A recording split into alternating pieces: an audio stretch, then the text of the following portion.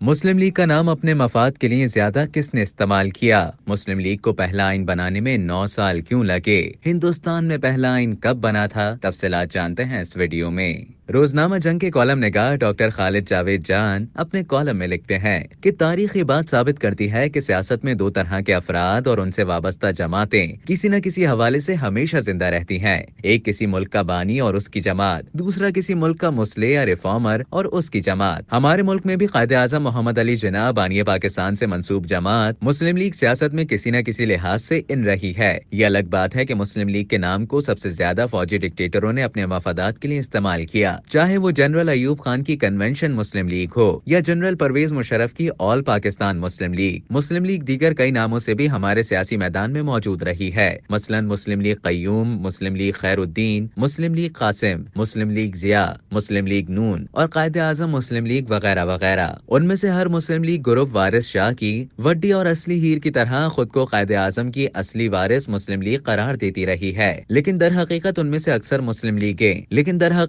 اکثر مسلم لیگیں مفاد پرست افراد کا ٹولہ اور ان کے مفادات کی اعلی کار ہی ہیں، جنہوں نے بابائے قوم کے جمہوری نظریات کو غیر جمہوری قوتوں کے ہاتھوں گروی رکھ کر مادر وطن کے بنیادی حقوق کا سودا کیا اور ملک میں جمہوری اقتدار کو پامال کیا، اور جب بھی ضرورت پڑی وہ راتوں رات ریپبلکن پارٹی اور جنرل ضیاء کی مجلس شورا میں تبدیل ہو گئیں۔ یہی وجہ ہے کہ آج ان میں اکثر مسلم لیگوں کا کسی کو نام بھی یاد نہیں، کیونکہ تخلیق پاکستان کے علاوہ کسی مسلم لیگ کے کریڈٹ میں جمہوری اقتدار کی پاسداری کا کوئی کارنامہ موجود نہیں۔ قیام پاکستان اور قائد اعظم کے بعد مسلم لیگ کے 10 سالہ اقتدار میں کوئی ایک کام بھی ایسا نہیں ہو سکا جو ہمارے ہاں جمہوری روایت کو مستحکم کرنے میں مدد دیتا، یہاں تک کہ مسلم لیگ ملک کے لیے ایک متفقہ دستور بھی نہ دے سکی، اور تقریباً 9 سال کے بعد اس نے 1956 کا جو دستور بنایا اسے بھی نافذ العمل نہ کر سکی۔ حالانکہ انڈیا میں کانگریس کی حکومت نے محض 2 سال کے قلیل عرصے میں یعنی 1949 میں ہی اپنا آئین بنا لیا تھا، اور یہی وہ فرق تھا جس نے بے شمار تضادات میں بٹے ہوئے ہندوستان کو متحد رکھا، جو پاکستان سے 7 گنا بڑا ملک تھا، جبکہ پاکستان چھوٹا اور کم تضاد کا حامل ملک ہونے کے باوجود 2 لخت ہو گیا۔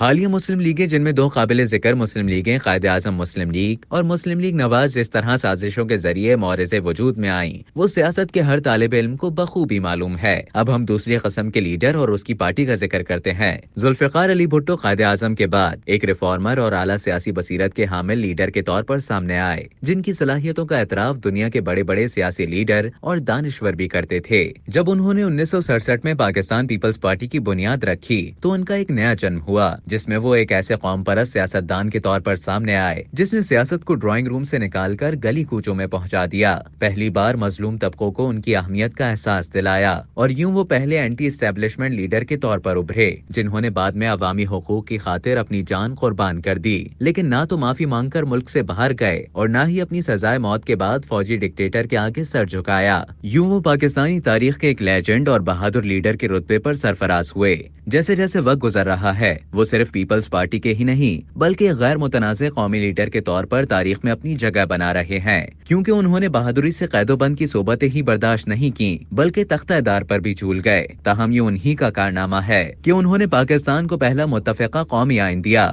اس کے ایٹمی پروگرام کا آغاز جو ان کے اقتدار اور زندگی کے خاتمے کا باعث بنا، اسلامی سربراہی کانفرنس کے ذریعے پاکستان کو عالم اسلام کا لیڈر بنایا، محنت کش طبقوں، طالب علموں اور کسانوں کے حقوق کے لیے اصلاحات کی۔ ان کے بعد ان کی صاحبزادی بی بی شہید نے اپنی نوجوانی کے زمانے سے جمہوریت کی بحالی کی خاطر جو اذیتیں سہیں وہ کسی سے پوشیدہ نہیں۔ آج ان کے سیاسی مخالف بھی عزت و احترام سے ان کا نام لیتے ہیں۔ کیا پاکستان کا کوئی سیاسی خاندان اتنی قربانیوں کی نظیر پیش کر سکتا ہے جتنی بھٹو خاندان نے دی؟ اپنی جوانی کے 14 سال قید و بند کی صحبتوں میں گزار دیے، لیکن کوئی ظلم بھی ان کے ہونٹوں کی مسکراہٹ نہ چھین سکا۔ اسی آصف زرداری نے نہ صرف 18ویں ترمیم کے ذریعے صوبوں کو ان کے حقوق واپس دلائے بلکہ اپنے تمام صدارتی اختیارات بھی پارلیمنٹ کے حوالے کر دیے۔ آج پارٹی کے نوجوان لیڈر بلاول بھٹو زرداری اپنے نانا، والدہ اور والد کے نقش قدم پر چلتے ہوئے پاکستان میں جمہوریت، رواداری اور مفاہمت کے لیے جس تحمل اور بردباری سے کوششیں کر رہے ہیں उससे ये उम्मीद यकीन में तब्दील हो रही है